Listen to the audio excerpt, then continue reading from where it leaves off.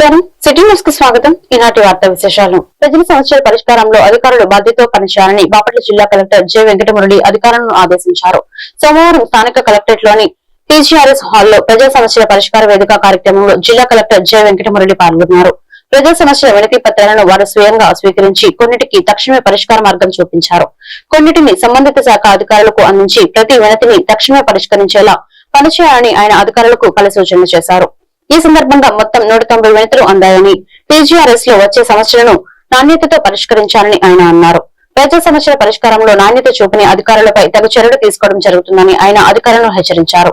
ఈ కార్యక్రమంలో ఇన్ఛార్జ్ సంయుక్త collector G Gangadhar Goud, PD DRDA Srinivasarao, Bapatla revenue division అధికారి గ్లోరియా మరియు అన్ని శాఖల జిల్లా అధికారులు, డిఎల్డీఓలు తదితరులు పాల్గొన్నారు. ఈ రోజే ఎంక్వైరీ చేయండి. ఈ సర్వే నంబర్లు పిఓటి కిందకు వచ్చాయి. అది 20 years నుంచి మ్యాగజైన్ నడుపుతున్నాను సార్. ఇది రేపు సెప్టెంబర్ 6వ తేదీన పత్రికల ఎడిటర్ల సదస్సు జరుగుతుంది సార్. ఒక 20 రాష్ట్రాల నుంచి 150 మంది 91 కంప్లైంట్ పిటిషనర్ తో మాట్లాడి, మీ కింద స్టాఫ్ తో మాట్లాడి దీనికి సొల్యూషన్ ఏంటి వచ్చి నాకు చెప్పండి. చీరాల మున్సిపాలిటీ సంబంధించి సార్, రోడ్డు మీద రాజ్యంలో గాంధీ కాలనీ అనేది టౌన్ కానుకొని ఉంటుంది సార్. 11 కిలోమీటర్లు. ఏ మండలం అనేది? బాపట్ల మండలం సార్. మాదేమో 11 కిలోమీటర్ల దూరంలో ఉంటుంది. వాటిని మా ఊరి కింద కలిపారు సార్. కలపకుండా తీసేయమని తమరికి. దేంట్లో కలపకుండా? శంకుస్థాపన కూడా చేసాం. అయితే అప్పుడు ఎలక్షన్ కోడ్ రావటం వల్ల డెవలప్మెంట్ తహసీల్దార్ జగనన్న కాలనీకి డౌన్లో ఇచ్చారు సార్. మీ ద్వారా చెబుతామని చెప్పి అది లాస్ట్ గవర్నమెంట్ లో జరిగింది సార్. డిస్ట్రిక్ట్ ప్రెస్ కూర్చోబెట్టండి. రీవెరిఫికేషన్కి వెళ్తే 75% ఉందని 40% సార్. ఎలా కంప్లీట్గా పోలియో ఎఫెక్ట్ 40 ఉన్న పెన్షన్ వస్తుంది. తగ్గిస్తారా, ఏం చేస్తారు? అంటే దానికి ఏమంటున్నారంటే, అంతకుముందు అసెస్మెంట్ చేసినప్పుడు 40% పెట్టి అంతకుముందు అసెస్మెంట్ చేసినప్పుడు వేగ్గా నోటి లెక్కల్లాగా వేసుకున్నారు తప్ప, ఒక సాఫ్ట్వేర్ ఉంది దీనికి. ఆ సాఫ్ట్వేర్లో ఏమి ఎయిల్మెంట్ ఉంది, ఏమి డిజబిలిటీ ఉంది, ఏమి వాళ్ళకి ఇబ్బంది ఉంది అనేది ఎంటర్ చేస్తే పర్సెంటేజ్ ఆటోమేటిక్గా ఇచ్చేది సాఫ్ట్వేర్ ఇస్తుంది. ఇప్పుడు ఆ సిస్టంలో వెళ్తున్నారు. గతంలో వెళ్ళినప్పుడు అట్లా కాకుండా ఊరికే ఐ ఎస్టిమేషన్, చలో ఇది ఎంత ఉంది అన్నట్టుగా వెళ్ళారు. వాళ్ళ హాస్పిటల్ చుట్టూ తిరిగే అవసరం లేదు. పెన్షన్ ఏమీ ఆగదు. పెన్షన్ కంటిన్యూ అన్ఇంటరప్టెడ్ గా వస్తుంది. వాళ్ళకి కంటిన్యూషన్ అన్ఇంటరప్టెడ్ గా వస్తుంది. వాళ్ళకి ఏ డేట్ అయితే మనం ఇచ్చామో ఆ డేట్ ఒక్కరోజే రావాలి. Saint Johne's college of engineering and technology NSS విభాగం మరియు పోలీస్ శాఖ వారి ఆధ్వర్యంలో సోమవారం కళాశాలలో రక్తదాన శిబిరం నిర్వహించినట్లు కళాశాల సెక్రటరీ వనమ రామకృష్ణరావు మరియు కరెస్పాండెంట్ శ్రీమతి లక్ష్మణరావు సంయుక్తంగా తెలిపారు. కళాశాల ఎన్ఎస్ఎస్ విభాగం వారి ఆధ్వర్యంలో బ్రహ్మకుమారి వారి సహకారంతో నిర్వహిస్తున్న ఈ రక్తదాన శిబిరాన్ని కళాశాల ప్రిన్సిపల్ డాక్టర్ కె జగదీష్ బాబు ప్రారంభించారు. ఈ సందర్భంగా ప్రధాన అధ్యాపకులు మాట్లాడుతూ అన్ని విధానంలోకెల్లా రక్తదానం మిన్న మరియు ప్రాణదానంతో సమానమని విద్యార్థులకు తెలియజేశారు. ఈ రక్తదాన శిబిరం నందు 100 మంది విద్యార్థులు స్వచ్ఛందంగా రక్తదానం చేశారు. ఈ రక్తదాన శిబిరంలో చీరాల ఏరియా ప్రభుత్వ వైద్యశాల blood bank incharge doctor K Nagireddy మరియు వారి సిబ్బంది పాల్గొన్నారు. ఈ రక్తదాన శిబిరంను NSS programme officer doctor D Jyothi Swaroop మరియు ఎస్ఎస్ కోఆర్డినేటర్లు ఆధ్వర్యంలో నిర్వహించారు.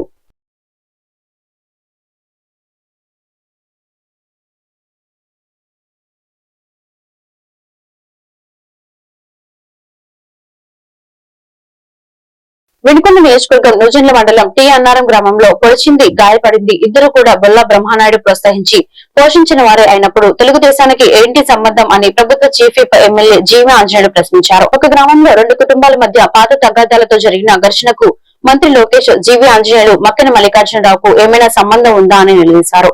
నిజానికి వైకాపా బొల్లా పెంచిన పోషించిన రౌడీయిజం, గుండాయిజం వల్లనే రషీద్ లాంటి వాళ్లు హత్యకు గురయ్యారని, ఇకనైనా తప్పుడు ప్రచారాలు ఆపాలని హితవు పలికారు.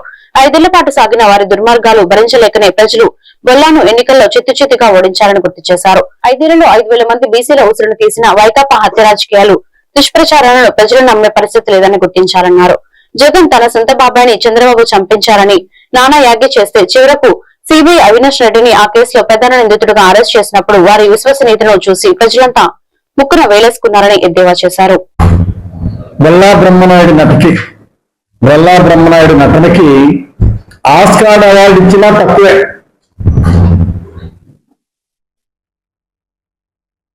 శవరాజకీయాలు, దుష్ప్రచారాలు, దుర్మార్గాలు,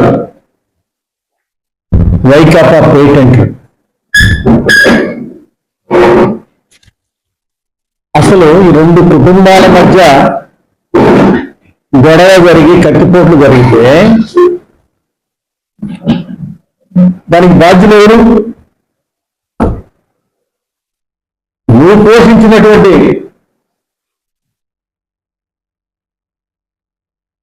నువ్వు ప్రోత్సహించినటువంటి వాళ్ళే కదా. చంపినాయన పొడిచినాయన వైసీపీ ఆయన కార్యకర్త, గాయపడ్డాయన వైసీపీ ఆయన. ఇందులో తెలుగుదేశానికి ఏంటి సంబంధం? మాట్లాడితే రెడ్ బుక్ రాజ్యాంగం అని.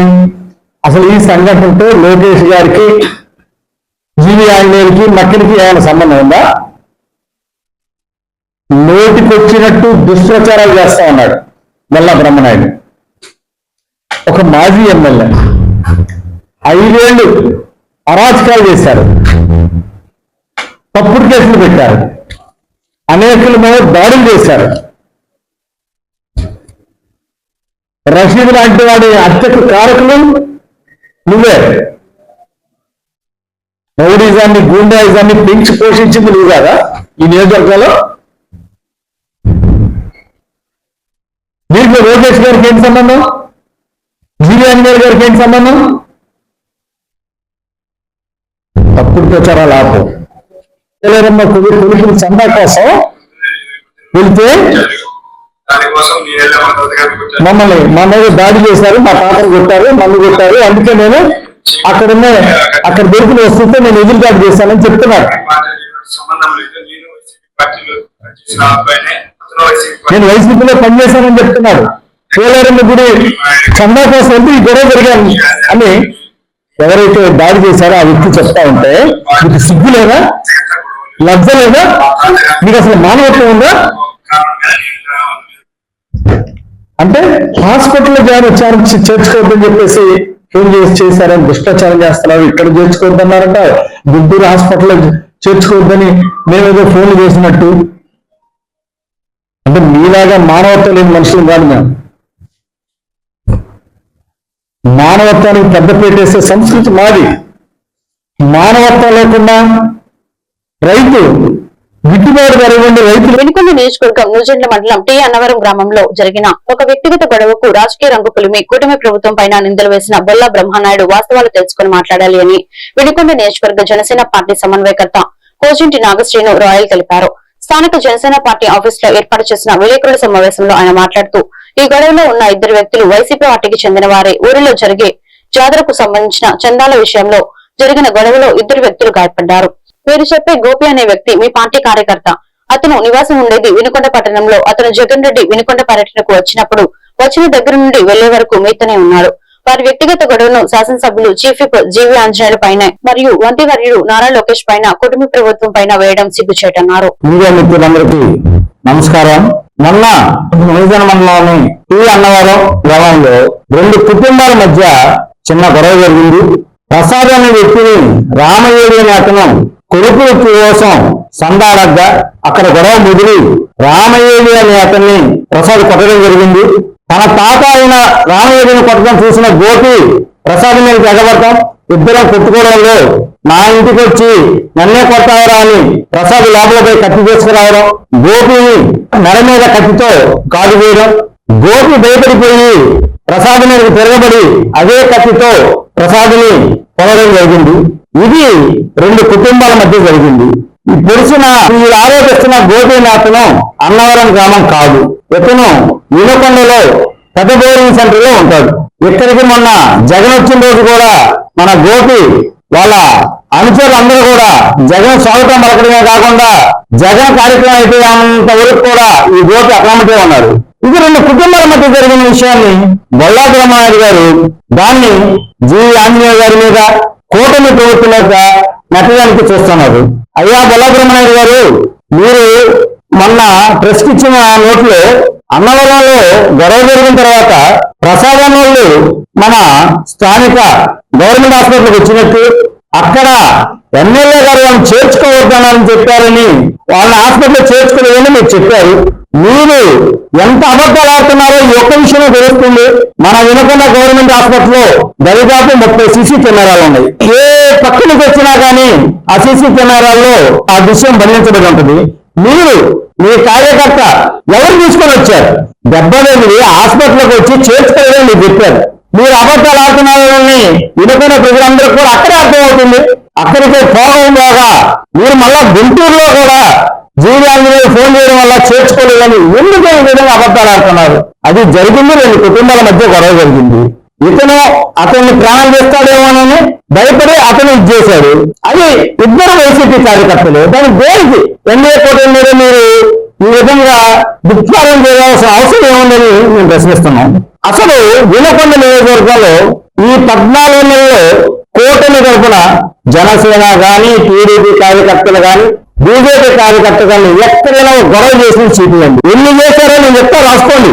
మార్కాపురం రోడ్డు డాబాలో మీ గంజాయి దాచి వైసీపీ కార్యకర్తలు కడుపు నిండా తిని డబ్బులు కట్టమంటే డాబా నిర్వహించే లగడబడి రైలు మీద రపరపలాడిస్తామని అని చెప్పి అతని మీద గొడవ పడింది మీ వైసీపీ కార్యకర్తలు కాదా?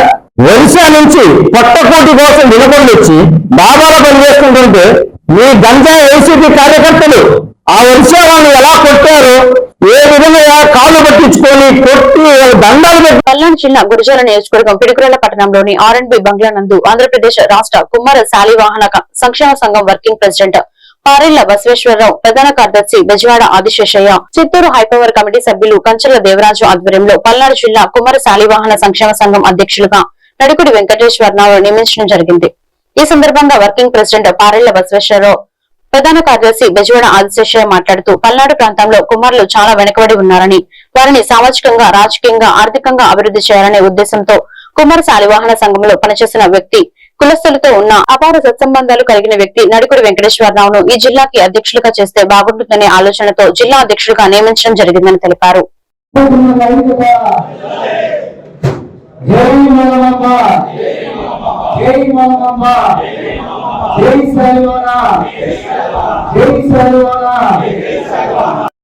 అధ్యక్షుడుగా నడుకుడి వెంకటేశ్వరరావు గారు,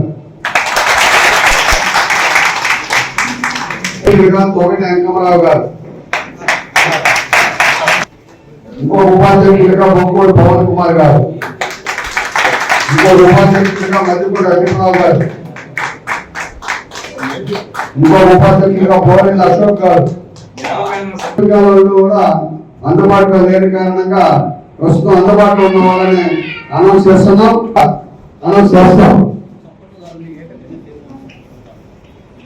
ఉన్నారు కదా రాష్ట్ర సంఘం తరఫున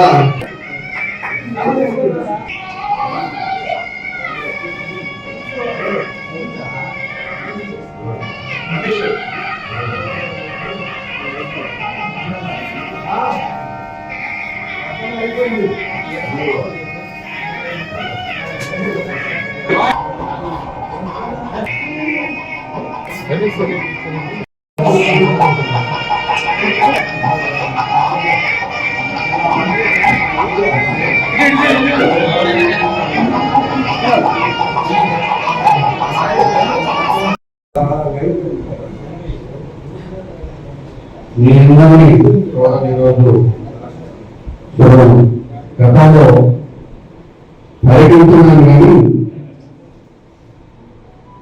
అందరినీ కూడా కలవలేకపోయాం. ఆ రోజు పరిస్థితి లేదు, ఇప్పుడు పరిస్థితి లేదు.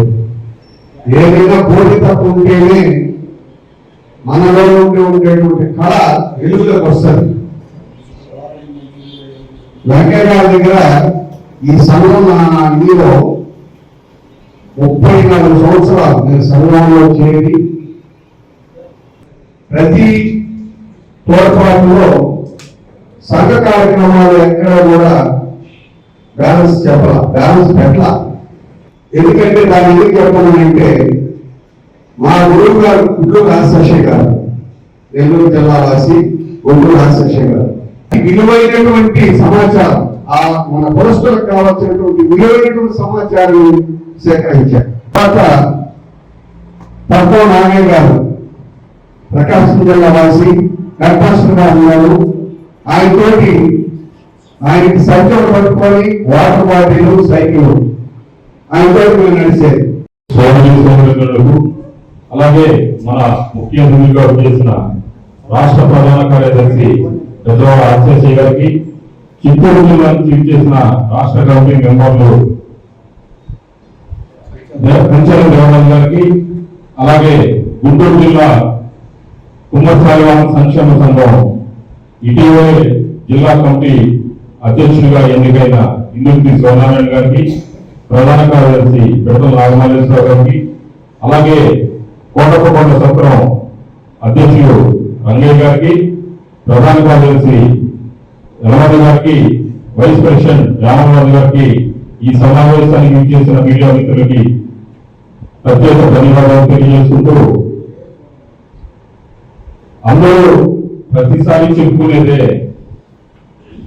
ఎక్కడైతే మనిషి తోటి బలాన్ని చేకూర్చుకుంటారో ఆ సంఘం గాని ఆ సమాజం గాని అభివృద్ధి పదంలో నడిచింది అనేదానికి ఎటువంటి సందేహం. అమర లక్ష్మీనారాయణ 4వ వర్ధంతి సందర్భంగా దాచేపల్లి మండలం కేసనపల్లి గ్రామంలో గల కాశీనాయన వృద్ధాశ్రమంలో వృద్ధులకు అన్నదాన కార్యక్రమం చేపట్టారు. ఈ సందర్భంగా ఆశ్రమం నిర్వాహకులు శ్రీనివాసరావు మాట్లాడుతూ, సీనియర్ జర్నలిస్ట్ ఎయిర్టెల్ బుజ్జి తండ్రి లక్ష్మీనారాయణ 4వ వర్ధంతి సందర్భంగా ఆశ్రమంలోని వృద్ధులకు అన్నదానం చేయడం ఎంతో ఆనందంగా ఉందని, వృద్ధుల ఆకలి తీర్చినందుకు బుజ్జి తండ్రి గారి ఆత్మకు శాంతి చేకూరాలని కోరుకున్నారు. ఈ కార్యక్రమంలో అమర లక్ష్మీనారాయణ కుమారుడు అమర బుజ్జి కుటుంబ సభ్యులు పాల్గొన్నారు.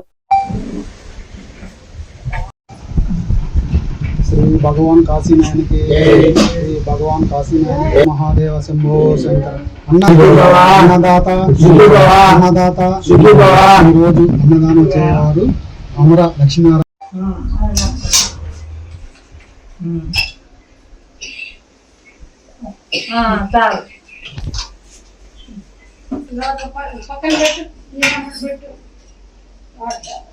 రండి రండి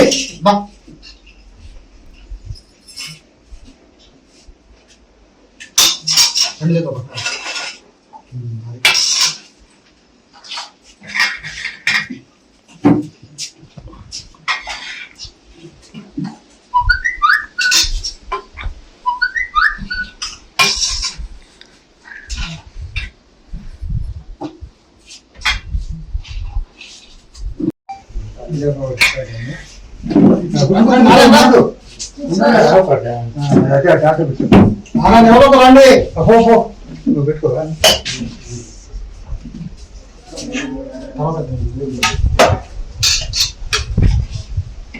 నారాయణ కూర్చొని కూర్చున్నాను అప్పాలి పోలకి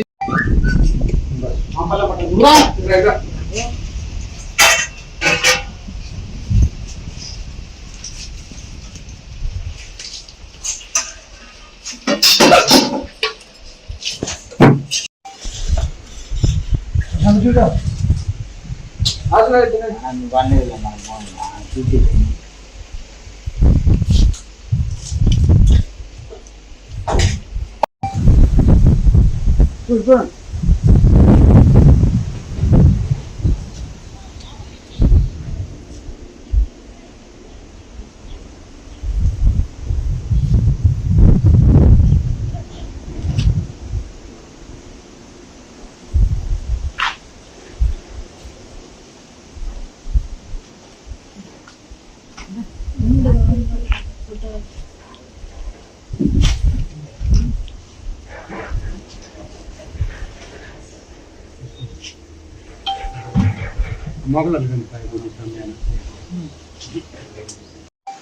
ఈరోజు ఎయిర్టెల్ బుజ్జి గారి తండ్రి గారైన అమర లక్ష్మీనారాయణ గారి 4వ వర్ధంతి సందర్భంగా కాశీనాయన ఆశ్రమంలో వృద్ధులకు స్వీటు హాటు భోజనం సమకూర్చారు.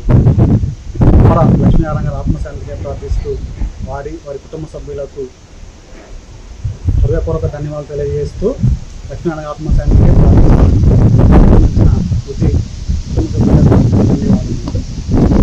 ఈ వార్తలు ఇంతటితో సమాప్తం. మరొక బిల్టన్ మళ్ళీ కలుద్దాం. నమస్కారం.